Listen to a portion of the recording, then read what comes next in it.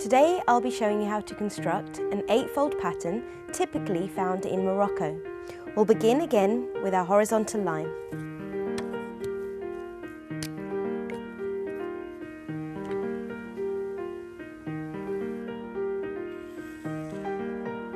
Mark the centre.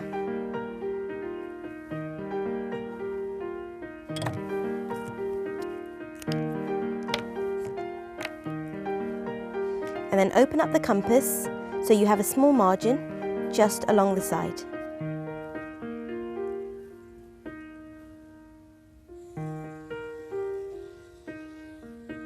Our circle is already divided into 2. We're now going to divide it into 4.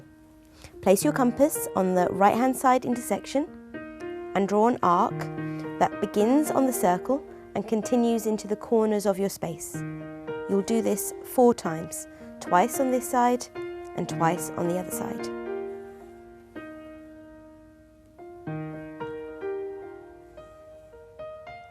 Concentrating on these bottom 2 intersections, we're now going to create a 3rd intersection below, which lines up with the centre. Now, if you need to change your compass width, as long as it's more than half of this distance, you'll be fine. Place it on one side, draw a small arc, and using the same distance, draw another arc. Repeat at the top, and you'll find that these 2 intersections line up with the centre so that you can draw your vertical.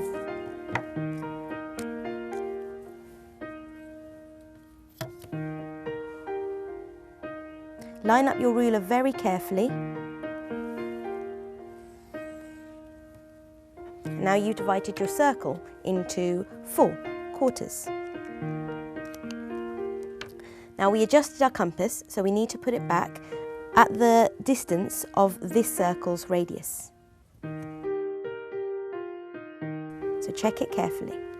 Now placing at the north and the south intersections, we're going to create the actual corners of the space by drawing these 2 arcs, making sure they cut the lines that you drew earlier.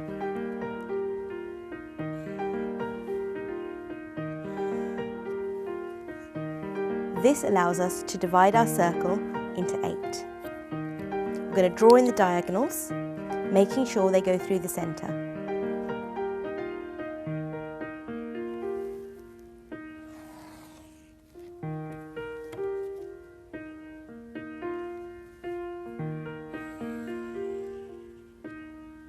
The pattern we're drawing is going to be contained in a square. If you want to tile it and repeat the pattern, you can do so by repeating the square.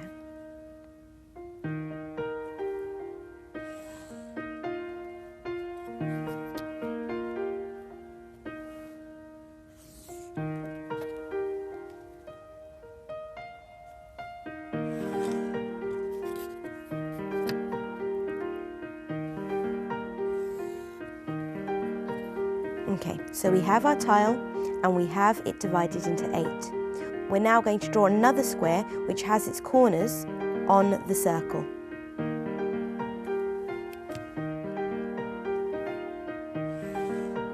I always extend the lines beyond the corners I need to make sure that the pattern continues outside the circle.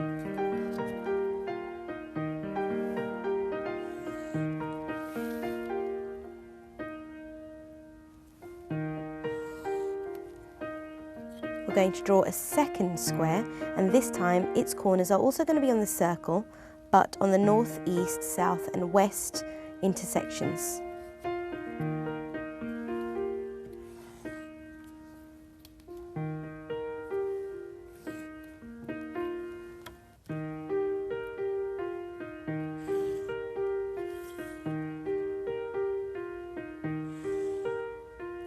Okay, so in amongst all of these lines, we do have an 8-pointed star.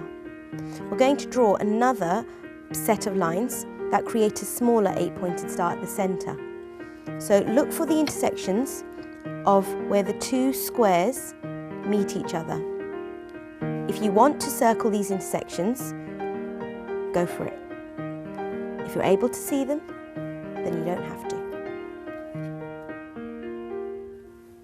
So joining these two, we're going to create 4 pairs of parallel lines.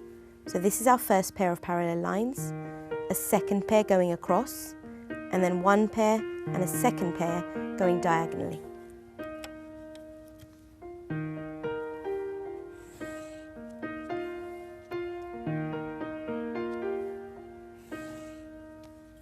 Now for the diagonals.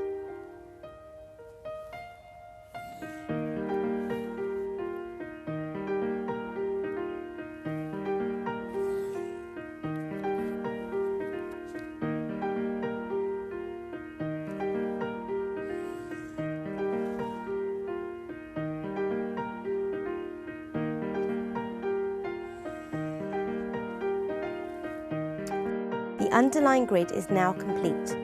We can now outline the actual pattern. We'll begin by outlining the 8-pointed star, and all the loose ends will then be tied up, meeting one another to complete the pattern.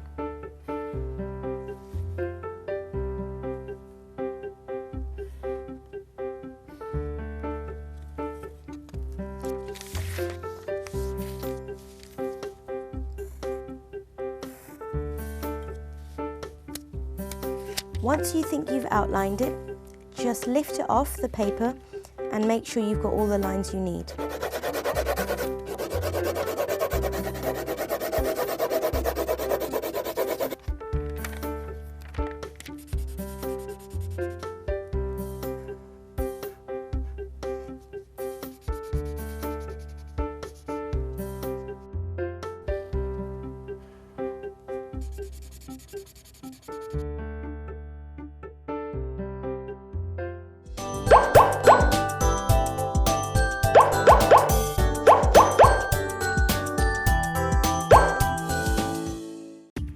What if this was your street? It may look okay from a distance, but get a little closer and what can you see? It's a street covered in plastic and rubbish. Not a single spot is free. That's because some plastics can take up to 1,000 years to break down, and the worst culprits are plastic bags. A simple plastic water bottle can take up to 450 years to degrade. It's mind-blowing. Can you imagine playing on a street like this? Where would you stand? Where would you run? How would you play? Plastic problems affect every country in the world. It's a global problem. And now it's the ocean's problem too. The Great Pacific Garbage Patch is a swirling mass of marine rubbish, a plastic soup of discarded bags and plastic bottles. And it's massive. It's bigger than France, Germany and Spain combined. And it's been growing for the past 40 years. That means that this floating mass of rubbish is bigger than most countries.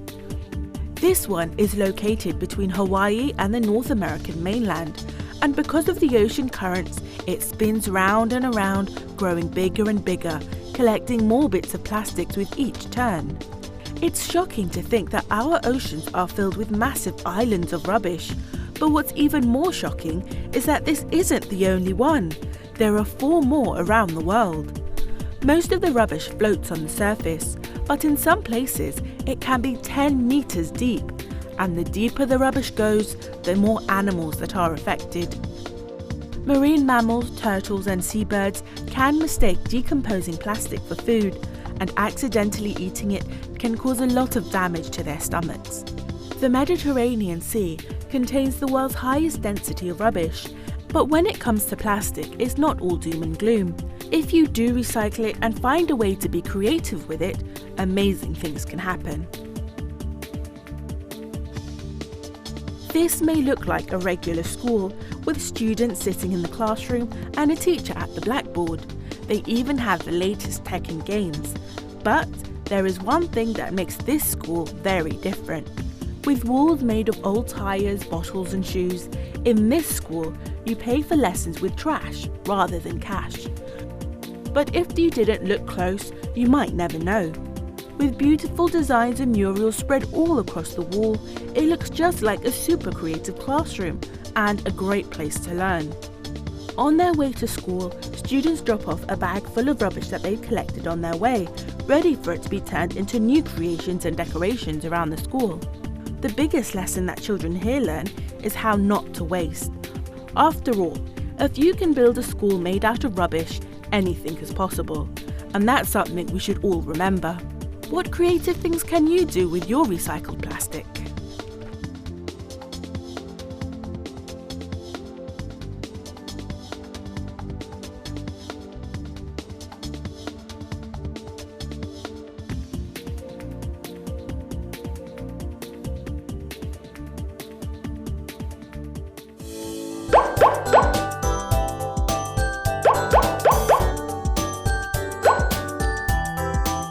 Okay, so let's talk compasses. We're going to rank our compasses and see which features we need to draw the best Islamic geometry.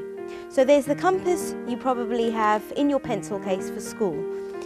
It doesn't have anything extra than just this moving part. Let's compare it to the one I used. So this one, if you were to hold it, you'd notice it's much heavier. You'd also notice it's got this extra bar across.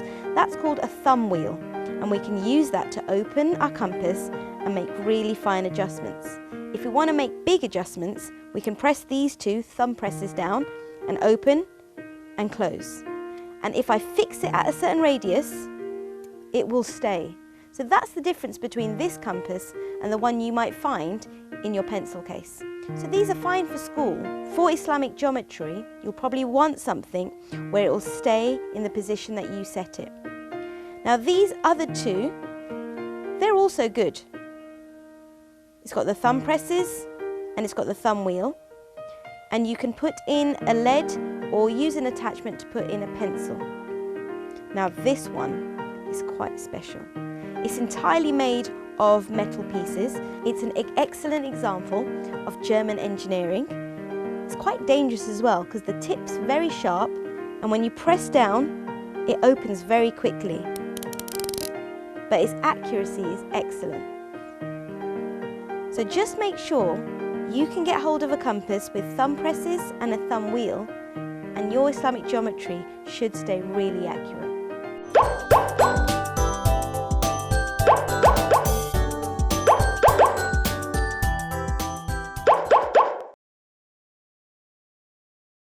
أعوذ بالله من الشيطان الرجيم بسم الله الرحمن الرحيم يا أيها المزمل قم الليل إلا قليلا نصفه أو انقص منه قليلا أو زد عليه ورتل القرآن ترتيلا إنا سنلقي عليك قولا ثقيلا إن ناشئة الليل هي أشد وطئا وأقوم قيلا إن لك في النهار سبحا طويلا واذكر اسم ربك وتبتل إليه تبتيلا رب المشرق والمغرب لا إله إلا هو فاتخذه وكيلا واصبر على ما يقولون واهجرهم هجرا جميلا وذرني والمكذبين أولي النعمة ومهلهم قليلا إن لدينا أنكالا وجحيما وطعاما ذا غصة وعذابا أليما يوم ترجف الأرض والجبال وكانت الجبال كثيبا مهيلا إنا أرسلنا إليكم رسولا شاهدا عليكم كما أرسلنا إلى فرعون رسولا فعصى فرعون الرسول فأخذناه أخذا وبيلا فكيف تتقون إن كفرتم يوما يجعل الولدان شيبا السماء منفطر به كان وعده مفعولا إن هذه تذكرة فمن شاء اتخذ إلى ربه سبيلا إن ربك يعلم أنك تقوم أدنى من ثلثي الليل ونصفه وثلثه وطائفة من الذين معك والله يقدر الليل والنهار علم أن لن تحصوه فتاب عليكم فاقرؤوا ما تيسر من القرآن علم أن سيكون منكم مرضى وآخرون يضربون في الأرض يبتغون من فضل الله وآخرون يقاتلون في سبيل الله فاقرؤوا ما تيسر منه وأقيموا الصلاة وآتوا الزكاة وأقرضوا الله قرضا حسنا وما تقدموا لأنفسكم من خير تجدوه عند الله هو خيرا وأعظم أجرا واستغفروا الله إن الله غفور رحيم.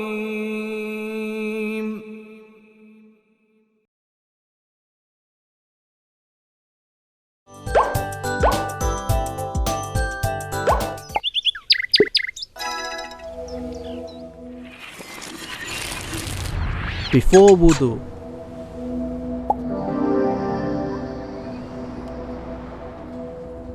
Bismillah.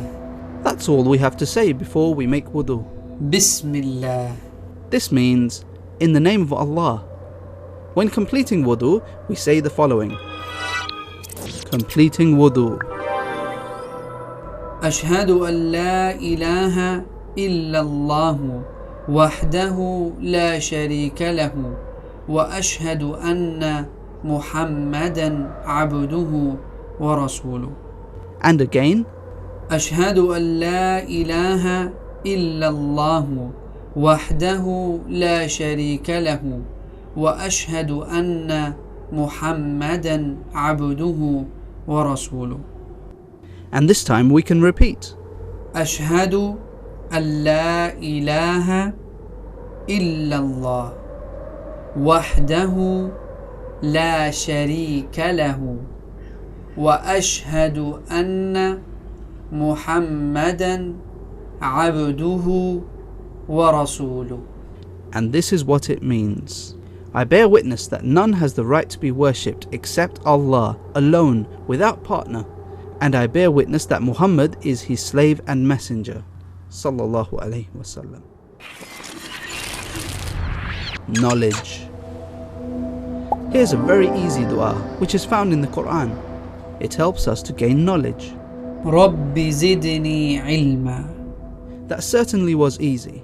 رب زدني علما. رب زدني علما. And we can read it all the time. And here's what it means. My Lord, increase me in knowledge.